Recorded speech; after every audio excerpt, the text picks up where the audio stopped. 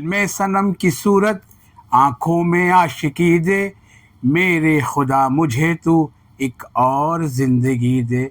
इस तर्ज पे कह सकते हैं कि मेरे ड्यू के कॉलेज मुझे बस एक सीट दे दे।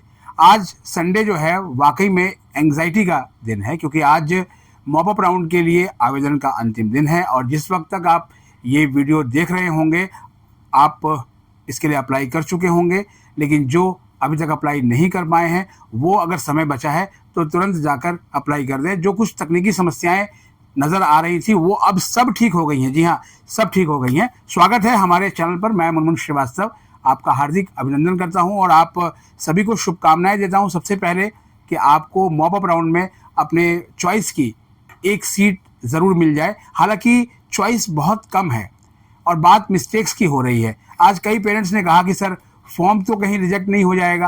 अरे फॉर्म अगर आपने ठीक से भरा है तो रिजेक्ट क्यों होगा? सबसे पहले जो है वो फॉर्म रिजेक्शन के आपको 3 कारण बताए जाते हैं कि अगर इस राउंड में आपने ये 3 गलतियां की हैं तो आपका फॉर्म जो है वो रिजेक्ट हो सकता है। सबसे पहला कारण कि आपने रजिस्ट्रेशन तो किया, अगर आप CSS पे नहीं थे लेकिन आपने प्रेफरेंसेस नहीं बनाई तो आप जो है वो बिल्कुल बाहर हैं, क्योंकि प्रेफरेंसेस बहुत ज़रूरी है और ये प्रेफरेंसेस जो है वो आपके डैशबोर्ड पर दिख रही हैं। दूसरा ये है कि अगर आप किसी कैटेगरी को बिलोंग करते हैं, मान लिया कि आप OBC NCL से हैं या EWS से हैं और आपने उसका सर्टिफिकेट नहीं लगाया है तो भी आपका जो है वो फॉर्म रिजेक्ट हो सकता है। और यहाँ एक और क्लॉज भी है कि अगर OBC NCL और EWS लगाया है और वो अपडेटेड नहीं है, वो 1 अप्रैल ऑनवर्ड्स का नहीं है, तो जाहिर बात है उससे भी आपका फॉर्म जो है वो रिजेक्ट हो सकता है, क्योंकि आपका उस कोटा के लिए नाम कंसीडर नहीं किया जाएगा।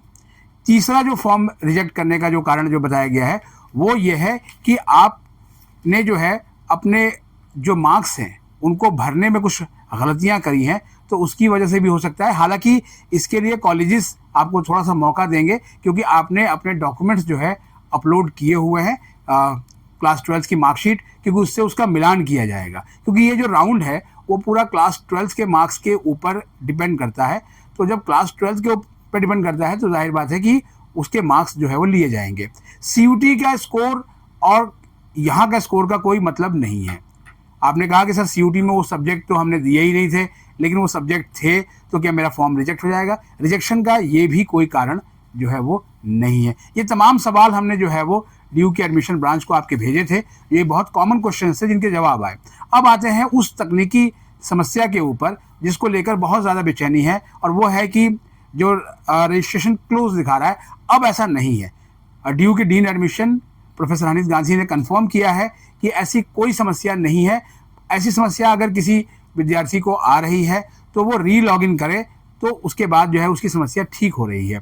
दूसरा, कई स्टूडेंट्स ने फ़ोन करके बताया कि सर हमने प्रेफरेंसेस तो सबमिट कर दिए, सब कुछ सक्सेसफुली सबमिट हो गया, लेकिन उसके बाद दोबारा से चीज़ें खुल जा रही हैं, दोबारा से प्रोफाइल अपडेट प्रोफाइल का आ जा रहा है, उसमें प्रेफरेंसेस भी आ रही हैं।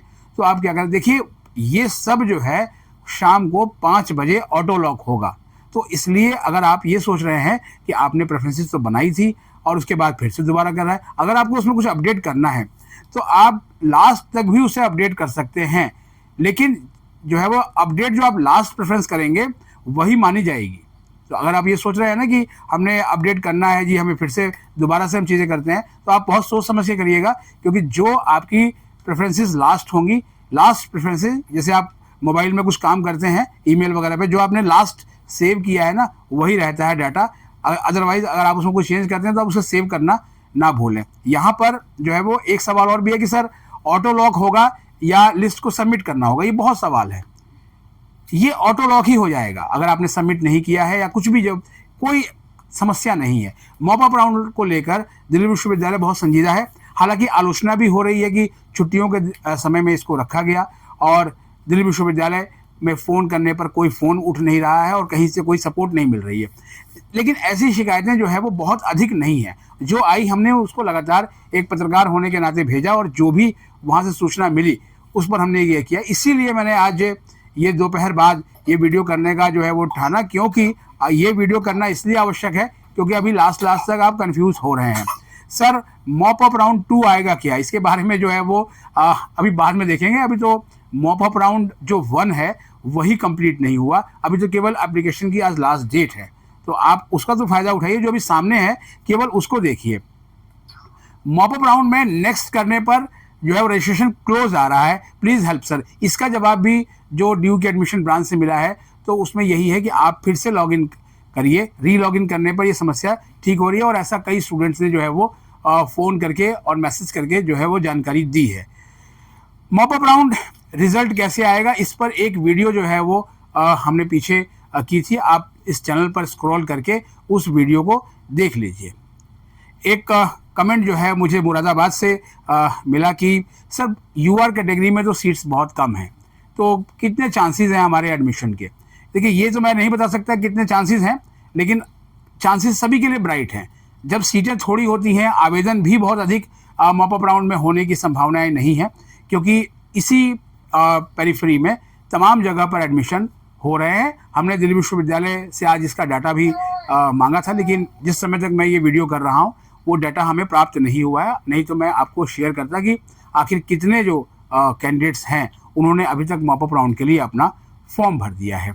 और एक और चीज़ जो है वो आपको बताना चाहेंगे, अगर आपका दिल्ली विश्वविद्यालय के किसी कॉलेज में एडमिशन है और उसके बाद भी आप मॉपअप राउंड में फॉर्म भरते हैं और एफिडेविट आप अगर कोई झूठा देते हैं कि हाँ आपका कहीं एडमिशन नहीं है, तो ना केवल आपका एडमिशन कैंसिल हो सकता है, बल्कि आप पर नियमानुसार कानूनी कार्रवाई भी हो सकती है। ये जानकारी हमें दिल्ली विश्वविद्यालय के एडमिशन ब्रांच ने दी है कि आप इस संबंध में भी जो है वो बच्चों को ज़रूर अवेयर कर दें कि ये चीज़ वो ना करें।